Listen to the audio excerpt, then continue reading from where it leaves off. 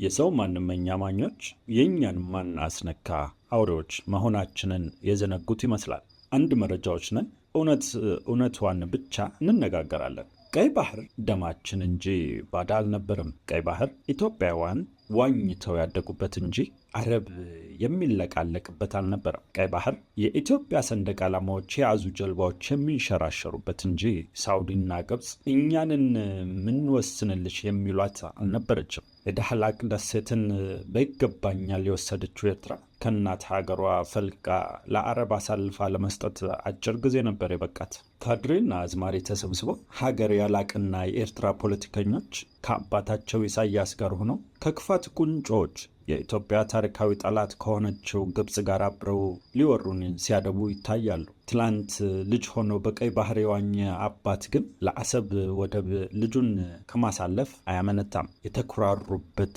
ውስጣዊ ችግርም በሀገር ጉዳይ ሲሟሽ ምንም እንደሆነ ያልገባቸው እልፍ ናቸው። የጠየቀችው የነበራትን ስልጣኔዋ እያበበበትን ገናና የሆነችበት ቀይ ባህር መስታወት ነው። የኢትዮጵያ መልክ የሚገለጥበት ቀይ ባህር ጮራ ነው። የኢትዮጵያ ስልጣኔ የበራበት ቀይ ባህር ጎዳና ነው። ወጪ ወራጅ የተመላለሰበት ቀይ ባህር ምሽግ ነው። የኢትዮጵያ ደህንነት የሚጠበቅበት፣ የኢትዮጵያ ሉዓላዊነት የሚከበርበት፣ የኢትዮጵያ ታላቅነት የተሰራበት የሚሰራበት። ምንም እንኳን ዛሬ ከኢትዮጵያ የራቀ ቢመስልም ቀይ ባህር የኢትዮጵያና የኢትዮጵያውያን ሀቅ እንደነበር እንኳን ታሪክ ተናጋሪዎች እንኳን ታሪክ ኪታቦች አንደበታቸው የማይናገር እጃቸው ታሪክ የማይጽፍ ግመሎች ያውቁታል። የኢትዮጵያ ታሪኳ ከታሪኩ የተሳሰረ ነውና ሀቋን ትጠይቃለች። ስልጣኔዋ በእርሱ ላይ የተመሰረተ ነውና የሚገባትን ትጠይቃለች።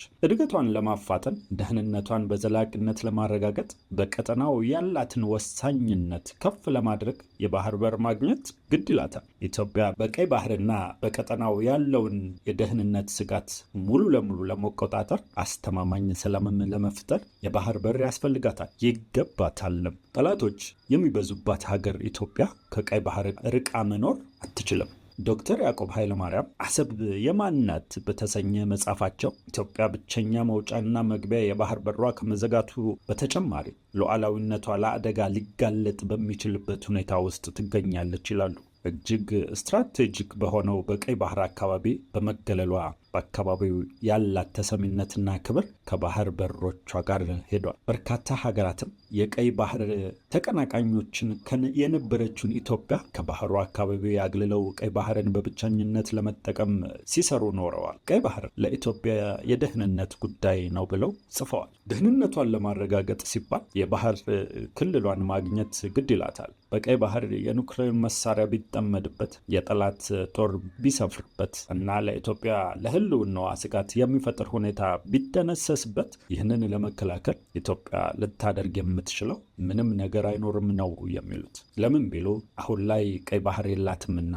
ስለዚህ ቀይ ባህርን ማግኘት ቅንጦት አይደለም፣ ግዴታና የህልውና ጉዳይ ነው እንጂ። የኢትዮጵያ በድንበር ዘለል ወንዞቿ በታሪካዊና በጂኦፖለቲካዊ ምክንያቶች በአንዳንድ በመካከለኛው ምስራቅ ሀገራት በጠላትነት የተፈረጀች ሀገር ናት። ከዚህ ቀደም እንዳልተኙላት ሁሉ አሁንም ወደፊትም የማይተኙላት በገቢር አረጋግጠዋል። ኢትዮጵያ የባህር በር ኖሯት ካልተቋቋመቻቸው በስተቀር ከታሪክ ጠላቶቿ የባህር በር በኩል ገብተው ነው የሚያጠቋት ነው የሚሉት። የባህር በር ከኢኮኖሚ ጠቀሜታ ይልቅ ሀገርን ነፃነትና ደህንነት ከማረጋገጥ አንጻር የሚኖረው ሚና የላቀ ነው። የባህር በር የህልውና ጥያቄ ነውና ይላሉ። በባህር በኩል አድርጎ የሚመጣን ወራሪ ኃይል ለመመከትና እዚያው በባህሩ ውስጥ ማስቀረት ከመሬት ውጊያ በጣም የቀለለ ነው። ኢትዮጵያ በተደጋጋሚ ጠላቶቿ በቀይ ባህር በሚገኙ የባህር በሮች በኩል አድርገው ጦርነት ከፍተውባታል። ይህንን ለመከላከል ደግሞ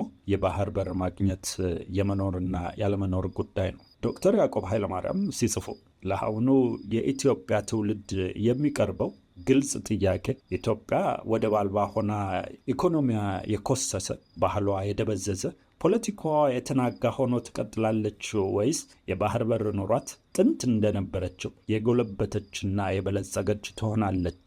መልሱ አስቸኳይ ነው። ምክንያቱም በኮሰሰችና በደበዘዘች ኢትዮጵያ ውስጥ መኖር የሚፈልግ ኢትዮጵያዊ የለምና ነው ያሉት። ኢትዮጵያና ኢትዮጵያውያን በአባይ ውሃ ላይ ሲደርስባቸው የነበረውን ውርጅብኝ ተቋቁመው ድል እንዳደረጉ ሁሉ የባህር በርን ማግኘት በአንድነት በጀግንነትና በቁርጠኝነት መጽናት ይገባቸዋል። የቀድሞ የኢትዮጵያ የባህር ኃይል አባል ኮማንደር ጥላሁን መኮንን ቀደም ሲል የባህር ክልልና የባህር በር የነበራት ሀገር አሁን ላይ ሁሉንም አጥታለች ነው የሚሉት። የባህር ክልል ከኢኮኖሚ ባሻገር ለሀገር ደህንነትና ሉዓላዊነት ወሳኝ ነው። ሰፊ የባህር ክልል የነበራት ኢትዮጵያ በባህር ክልሉ አማካይነት ደህንነቷን ስታስጠብቅ ኖራለች። ከዓመታት ወዲህ ግን ደህንነቷን ስታስጠብቅበት፣ ኢኮኖሚያን ስታሳድግበት የኖረችውን አጥታለች ይላሉ። የኢትዮጵያ የባህር ኃይል በባህር በኩል የሚመጣውን አደጋ ለመቆጣጠር የተቋቋመ ያንንም ሲያደርግ የኖረ ነው። የኢትዮጵያ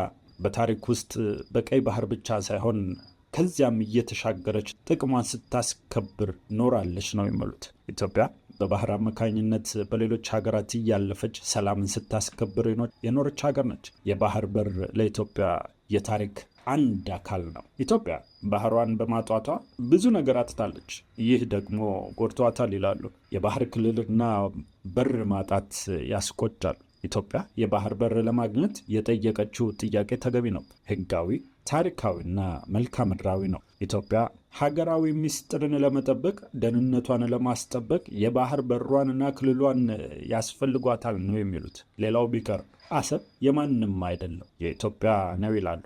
ባህር በርን ለማግኘት ዓለም አቀፍ ተጽዕኖ ማሳደር እንደሚገባ አንስተዋል። የባህር በርና ክልልን ለማግኘት በዲፕሎማሲያዊ ጫና መፍጠር፣ የኢትዮጵያውያን እውነት ማስረዳትና ጥያቄዋ መልስ እንዲያገኝ ግፊት እንዲያደርጉ ማድረግ አለባት ነው የሚሉት።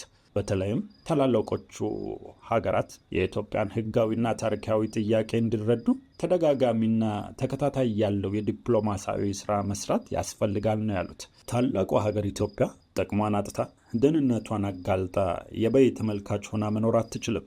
ሐቋን የመጠየቅ መብት አላትና የነበራትን ማስመለስ ትችላለችና። ታዲያ ይሄ የሰው ማንመኝ አማኞች የእኛን ማናስነካ አውሬዎች መሆናችንን የዘነጉት ይመስላል። አያሰኝምን?